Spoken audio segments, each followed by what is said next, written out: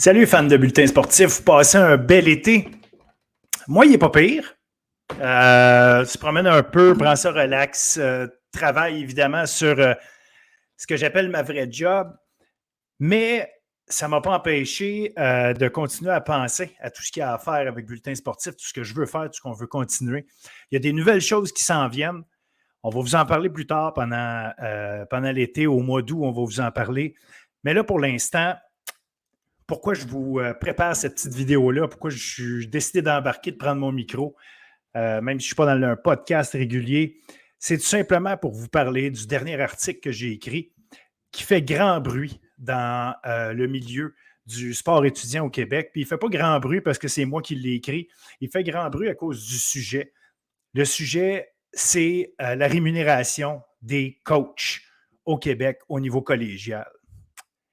Saviez-vous que certains coachs collégiaux D1 gagnent 12 000 $ par année pour s'occuper de leur équipe, les entraîner, les préparer, les encadrer dans leur réussite scolaire comme sportive, en plus de faire du recrutement, d'être leur psychologue, de préparer des matchs, de regarder des vidéos, préparer des entraînements.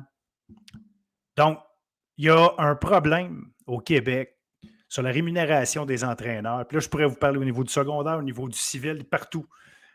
Il faut absolument trouver une manière de régler ça. Et il y a deux raisons pourquoi nos entraîneurs ne sont pas rémunérés de la bonne façon. D'abord, évidemment, il y a tout le financement du sport. Puis il y a aussi la reconnaissance. Un est tributaire de l'autre, c'est clair. Mais il faut trouver une façon de financer notre sport adéquatement. Il faut trouver une façon de s'assurer que oui, le gouvernement s'implique, mais pas seulement le gouvernement. Il faut que nos entreprises privées soient là, soient constamment là, puis qu'ils comprennent ce qui est leur avantage à eux de s'impliquer là-dedans.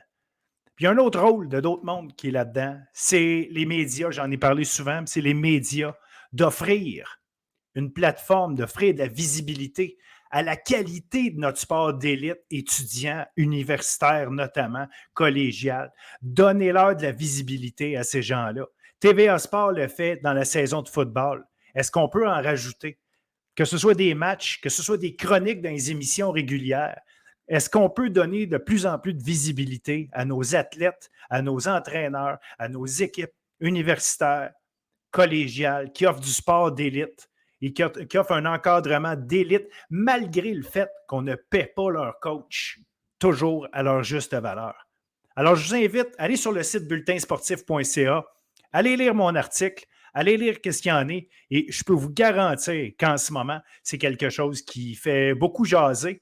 Moi, ce que je souhaite maintenant, c'est que plus de monde encore prenne cette balle-là au bon, en espérant qu'une personne, quelque part, se dise « Qu'est-ce que je peux faire de plus pour faire en sorte que nos jeunes sportifs, nos jeunes étudiantes athlètes, que nos jeunes entraîneurs puissent avoir les conditions gagnantes pour être au maximum de ce qu'ils sont capables d'offrir, puis ça allait être capable d'aller chercher le maximum de ce que le sport peut leur donner. Notre société en a besoin de sport, nos jeunes en ont besoin, les plus vieux continuent d'en avoir besoin.